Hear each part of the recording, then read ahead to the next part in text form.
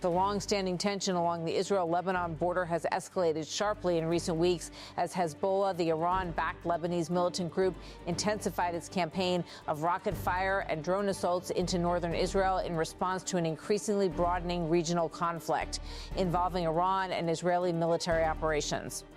Since early March, clashes have moved beyond intermittent cross-border exchanges to sustained confrontation, with both sides escalating strikes and counterstrikes. Hezbollah's recent rocket barrages have hit Israeli towns and cities near the Lebanese border, forcing air raid sirens, emergency medical responses, and accelerating military activity along a frontier that has long been one of the Middle East's most volatile fault lines. One of the most striking developments was reported on March 25 when an Israeli civilian fatality was confirmed following a Hezbollah attack on northern Israel. According to Israeli emergency and military officials, a 27-year-old woman was killed by a projectile fired from southern Lebanon as she sought shelter, marking one of the first civilian deaths in this latest surge of hostilities. 2 additional individuals suffered minor injuries from shrapnel. The rocket fire has been particularly heavy in areas near Haifa Bay, Kiryat Shmona, and Safed. Multiple reports from Israeli outlets and international media document attacks involving dozens of projectiles, with air raid alarms sounding across the north. In some cases, rockets landed in urban areas, lightly injuring civilians or damaging property, while in others, most of the barrage was intercepted or landed in open fields. In response, Israeli air and ground forces have launched strikes on Hezbollah positions across southern Lebanon, including infrastructure and suspected militant bases, as part of a broader campaign to blunt the group's offensive capabilities.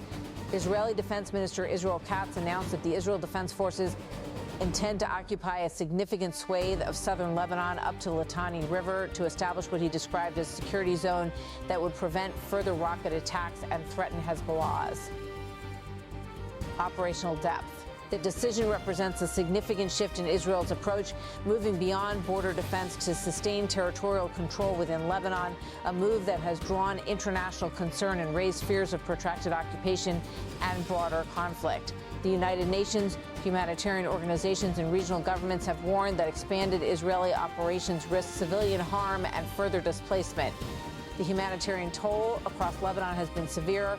Reports indicate that over 1 million people have been displaced from southern Lebanon and Beirut's southern suburbs as a result of ongoing bombardment, threatening a deepening refugee crisis and straining support systems already stretched by ongoing conflicts. Hezbollah, in turn, frames its operations as defensive responses to Israeli strikes and broader military pressure. The group has repeatedly emphasized its refusal to back down in the face of increased Israeli force.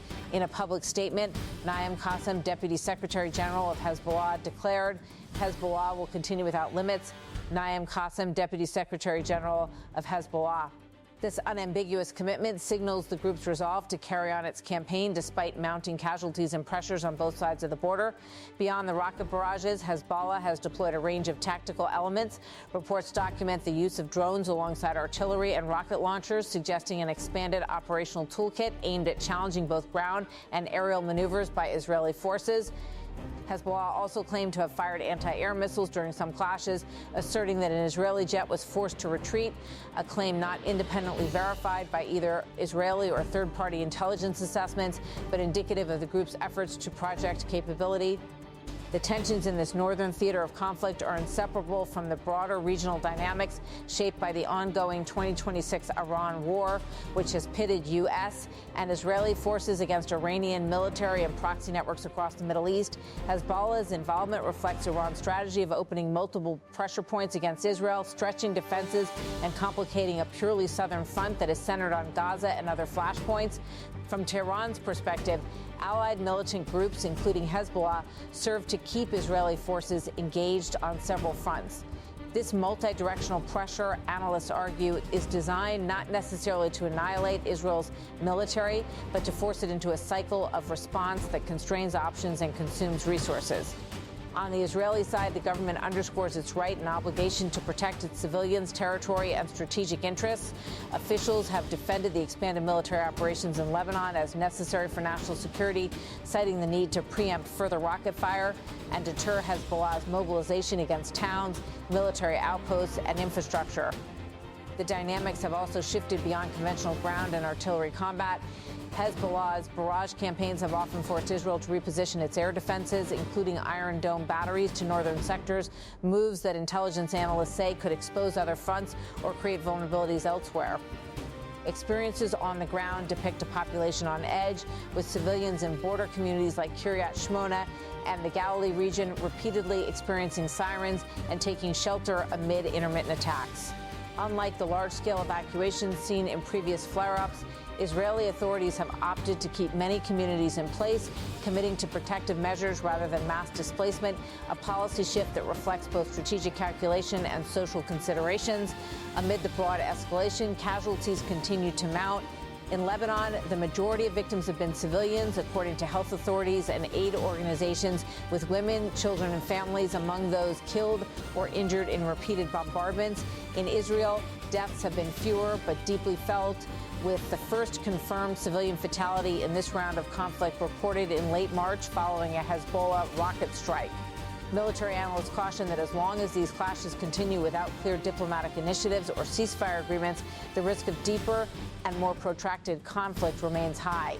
Observers note that both sides have motivations to sustain pressure: Israel to degrade Hezbollah's capacity and deter future attacks, and Hezbollah, backed by Iran, to maintain relevance as a frontline actor in the wider Iran war. International reactions have varied, though most major powers express concern over the escalation. Calls for de-escalation, protections for civilians, and renewed efforts at negotiation have emerged from regional partners and global organizations alike. Yet there is little evidence that either side is willing to scale back hostilities in the immediate term. Efforts at diplomatic intervention face significant obstacles. Recent proposals for ceasefires or peace initiatives, including U.S. frameworks contingent on nuclear limitations and sanctions relief, have been met with rejection or counteroffers by Tehran, which continues to reject demands it views as compromising its sovereignty or strategic interests. Within Lebanon, sentiments are deeply divided regarding Hezbollah's role.